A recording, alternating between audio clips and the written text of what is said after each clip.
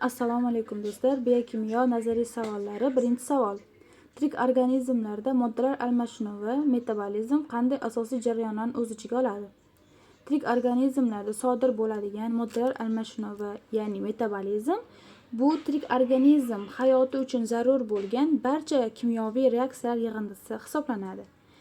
Bu jarayon bir-biri bilan uzviy bog'liq va bir-biri bilan qarama-qarshi bo'lgan ikkita jarayondan tashkil topgan, ya'ni anabolizm va katabolizm.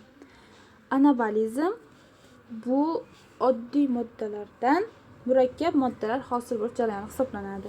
Ya'ni aminokislotalar, monosaxaridlar, yog' kislotalari reaksiyaga kirishadi va ular orasida kimyoviy bog'lar vujudga kelish natijasida murakkab organik birikmalar, oqsillar, lipidlar, glikogenlar, nuklein kislotalar sintezlanish jarayoni hisoblanadi. Bu jarayon uchun energiya, ya'ni ATF energiyasi sarflanishi kerak, ya'ni ATF energiyasi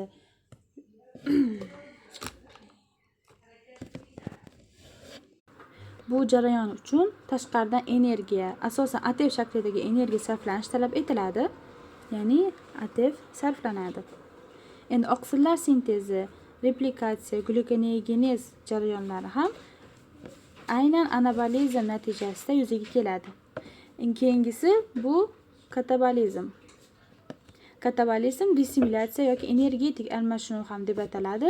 Bu murakkab organik moddalarning oddiyroq moddalargacha, ya'ni oddiyroq birikmalargacha parchalanish jarayoni hisoblanadi.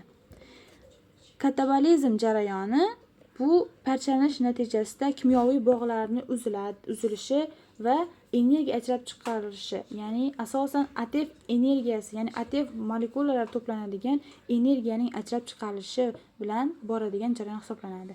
Ya'ni katabolizm uchun ATF energiyasi sarflanmaydi, u aksincha ajrab chiqariladi.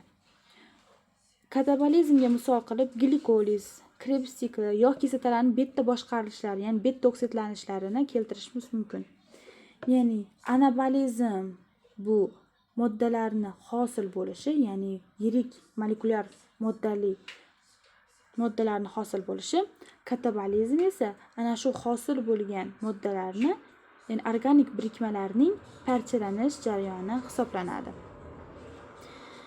Demak, birinchi savol bo'ldik. Endi keyingi savol, ikkinchi savol, moddalar almashinuvining oxirgi mahsulotlari qaysilar va ular qanday hosil bo'ladi?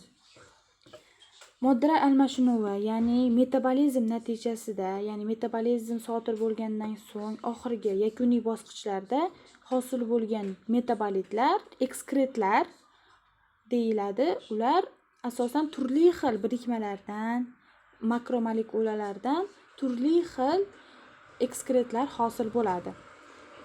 Ya'ni uglevodlardan boshqacha ekskretlar, oqsillardan va lipidlardan hammasi o'ziga xos ekskretlar hosil bo'ladi. Eng ko'p hosil bo'ladigan ekskret bu karbonat angidrid va suv hisoblanadi. Uglevodlar, ya'ni glyukoza va lipidlar tarkibida faqat uglerod, vodorod va kisloroddan tashkil topganligi sababli ular to'liq parchalanganda asosan karbonat angidrid va suv hosil bo'ladi. Ya'ni uglevodlar,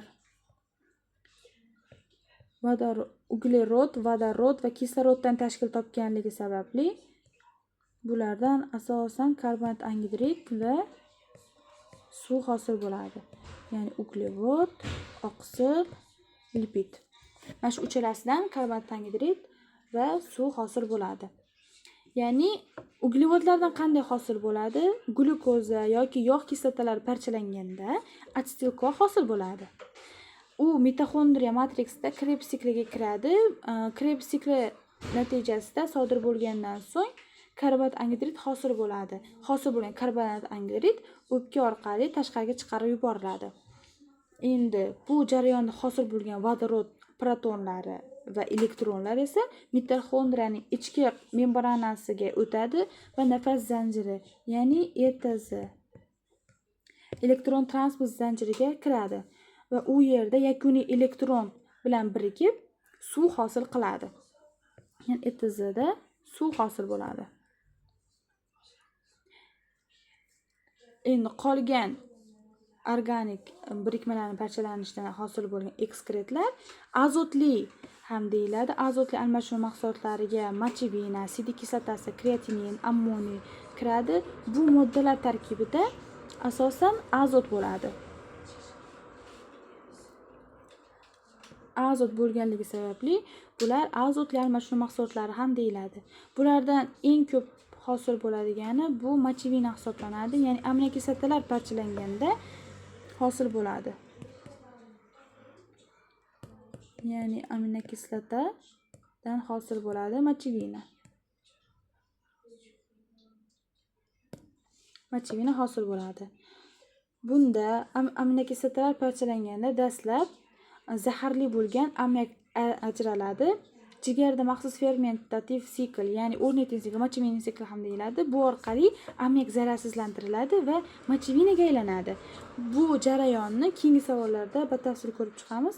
Endi keyingisi nuklein kislotalarining purin asoslari, ya'ni adenin, guanin parchalanishidan yakuniy mahsulot sifatida sidik kislotasi ajraladi. Bu ham ekskret hisoblanadi. Ya'ni nuklein kislotalardan sidik kislota hosil bo'ladi. Keyingisi mushak to'qimasidagi energiya manbai bo'lgan kreatin fosfatning parchalanish natijasida kreatininni hosil bo'lishi. Bu asosan mushak to'qimasi oqsildan iborat bo'ladi.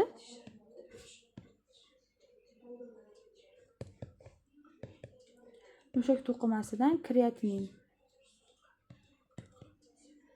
Asosan kreatin fosfatning parchalanish natijasida hosil bo'ladi. Umumiy oladigan bo'lsak,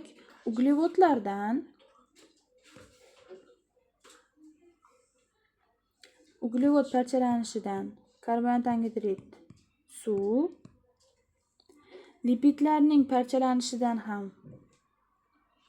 karbonat angidrid va suv hosil bo'ladi, chunki bular ikkalasi ham parchalanadi, atsil-ko hosil bo'ladi. Bular Krebs sikli va ETZdan keyin karbonat angidrid va suv hosil qiladi. Endi oqsillar bo'ladigan bo'lsa, oqsillarning parchalanishidan esa mochevina hosil bo'ladi.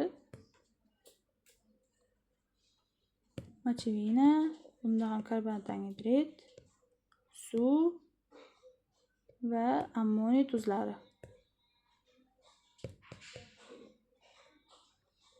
Ammoniy tuzlar hosil bo'lish hisoblanadi.